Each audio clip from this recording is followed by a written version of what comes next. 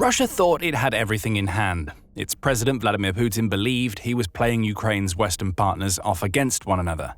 Also, he could get what he wanted out of a Ukraine war peace deal, the complete defanging of the nation that has put up such a fight against him. But Putin was wrong. Ukraine's allies are more united than ever. 26 countries have just outplayed Russia so badly that it's hard to watch.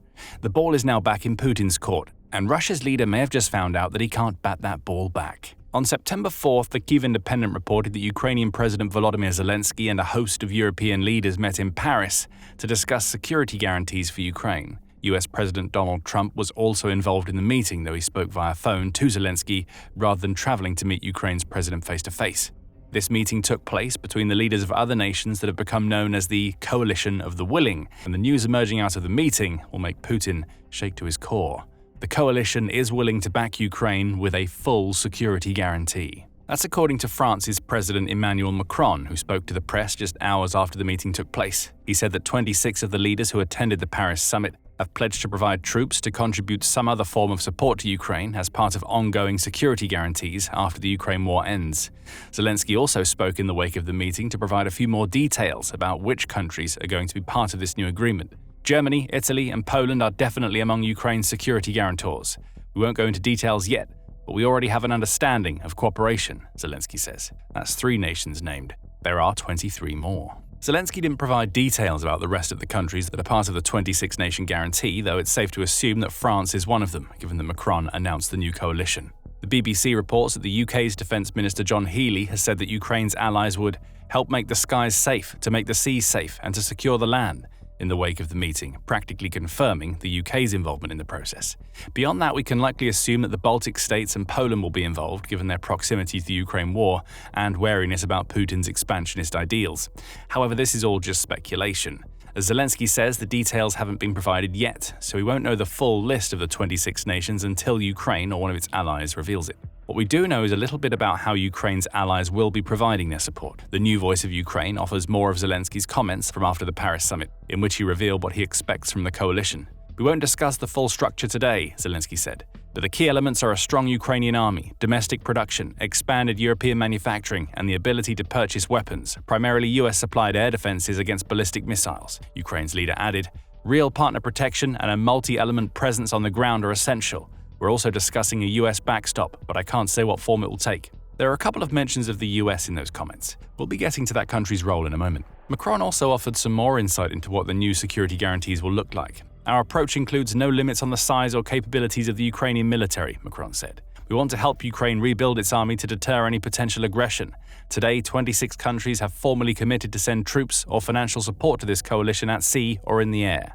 There are some interesting tidbits in Macron's statement. First, he confirms that the security guarantees the 26 countries will provide shall take the form of troops on the ground or financial assistance. Perhaps this implies a double-barreled approach. The nations that have soldiers to spare provide a security guarantee inside Ukraine, while the rest provide funds Ukraine can use to maintain its military and continue developing weapons from which all of Europe benefits.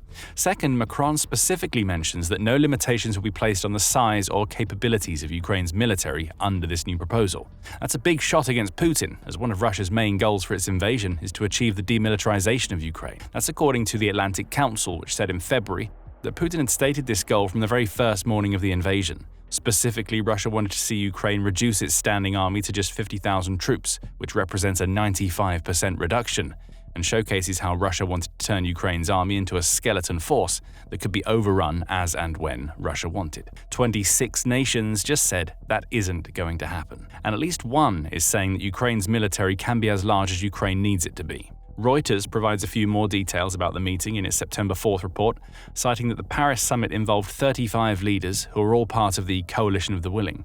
It also noted that several of the nations that provided their commitments will only do so if certain conditions are met. Germany, for instance, says that it will only decide on a military deployment into Ukraine when the conditions of the new plan are clear, particularly when it comes to the role the US will play. Italy is also wary of sending troops to Ukraine, though its Prime Minister, Giorgia Meloni, said the country will be willing to monitor any ceasefires and provide ongoing training to Ukraine's troops outside the country. However, there is one big caveat to everything that these nations are committing. It all comes after the Ukraine war. While it's impressive that 26 nations have committed to providing security guarantees to Ukraine, none of what is being promised will be delivered until the war ends. That means no soldiers inside Ukraine, and none of the ongoing support beyond what these nations provide outside of the guarantee framework is coming to Ukraine just yet. That's Putin's only glimmer of hope. Now that Russia's leader knows what the coalition of the willing is planning to do upon the war's end, he will believe that the only way to ensure that doesn't happen is simple. Russia has to win the war. The problem is that this win would take years, perhaps even decades, to achieve if Russia continues to advance at the same pace as we've seen over the last few years. At least that's according to David Axe, who wrote a piece for Forbes in May where he did some maths. He claimed that Russia gained just 68 square miles of Ukraine in April 2025, at a cost of 4,800 vehicles and over 36,000 casualties. Given that Ukraine is 233 square miles in size and Russia controlled 19% of the country at the time, the maths doesn't play in Putin's favor. Using the April figures, it would take Russia until 2256, along with the loss of 101 million soldiers, to take all of Ukraine. Of course, there are issues with these numbers. Not all of Ukraine is as heavily fortified as the areas Russia is trying to take now, meaning some territory will be claimed faster than other territory. Axe's numbers also assume that Ukraine will be able to mount a defense as strong as the one it has right now for the next 230 years or so, that he says Russia needs to win in Ukraine. Still, Axe's point stands. If Putin believes that the only response to the coalition of the willing and its promise of security is a win in the war, that victory is going to require many years and potentially millions of dead and wounded soldiers to achieve. So Putin has to come up with another idea. And he has, as we'll explain later in the video. Speaking of later in the video, we mentioned earlier that the US will be playing some sort of role in the new plans that are being created in the wake of the Paris summit. According to the Kyiv Independent, Macron says that the specific role the US will play in the framework being created hasn't been determined yet. It will be in the coming weeks, and whatever that role is, it'll play a key part in shielding Ukraine from future Russian aggression in the event of a ceasefire or peace deal. It's also notable that President Trump's special envoy Steve Witkoff attended the Paris summit. However, he was only there for about 45 minutes, likely to deliver a speech, before he had to leave for another engagement. Nevertheless, Witkoff's attendance, along with Trump's call to Zelensky, indicate that the US will be involved. The obvious question is how. There are a few options. Applying pressure to create the sort of deal that would allow Ukraine's other allies to implement their new security framework could be one of those options. Trump has previously threatened to impose severe secondary tariffs on Russia if Putin doesn't agree to a peace deal, the Kyiv Independent points out. Granted, those tariffs haven't been imposed yet, barring a 25% tariff against India over its Russian oil purchases, which has doubled India's tariff rate to 50%. However, the threat of more of these types of tariffs could provide the pressure needed to force Putin into an agreement that allows the coalition of the willing to do what it's pledged to do. Assuming the security framework is in place, the US could also serve in several supporting roles. Trump has definitively said no to sending any US troops into Ukraine, so that option is out of the question. The US president has at least pledged to keep existing troops in Poland, meaning those soldiers, along with others stationed elsewhere in Europe, may be able to provide some form of support. Training perhaps, or ongoing intelligence and similar functions. The new framework is going to be backed by the US, though, as Zelensky stated. Ukraine's president has already pointed out that the US will be supplying air defense and missiles, albeit these are weapons that Ukraine has to purchase, with those purchases being facilitated by its European partners. Interestingly, Witkoff also mentioned that Putin had agreed to security guarantees that had a component similar to NATO's Article 5 when he visited Trump in Alaska back in August, reports Sky News.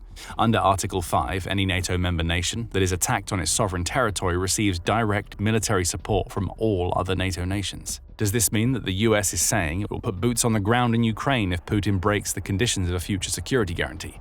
Perhaps, though it's unlikely. Far more likely is that the American role will involve providing weapons to Ukraine, as mentioned, along with intelligence it can use to monitor Russia's activities in and around Ukrainian skies. The bulk of the security framework will be front-loaded with European troops, as Trump suggested on August 20th, with the US providing the military credibility needed to keep Putin in line. Europe's leaders certainly want to get to the bottom of America's role, The Guardian said on September 5th.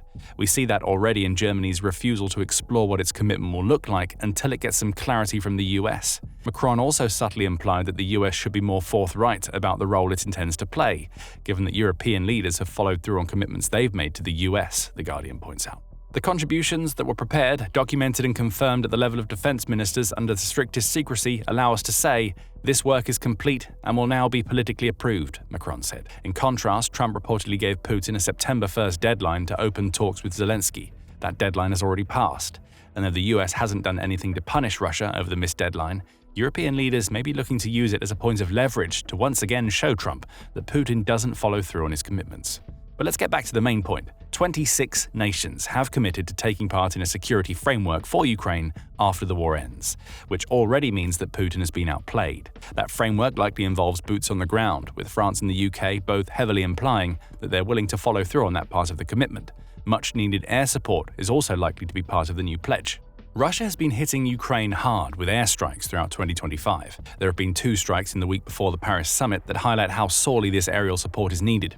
On August 31st, Al Jazeera said that Russia hit Ukraine with a drone strike so severe that it left 60,000 civilians without electricity. And just a day before the summit, ABC News reported that Russia launched an attack that included 502 drones and 24 missiles. Ukraine managed to shoot down or suppress 430 of the former and 21 of the latter, but these strikes showcase how intent Russia is on using aerial attacks to subjugate Ukraine. That won't be a possibility if Ukraine receives stronger air support as part of the new security framework. The Kyiv Independent adds that Macron claims that Europe and the US will impose even harsher sanctions on Russia if Putin continues to refuse to take part in the peace process. Again, that's all about pressure.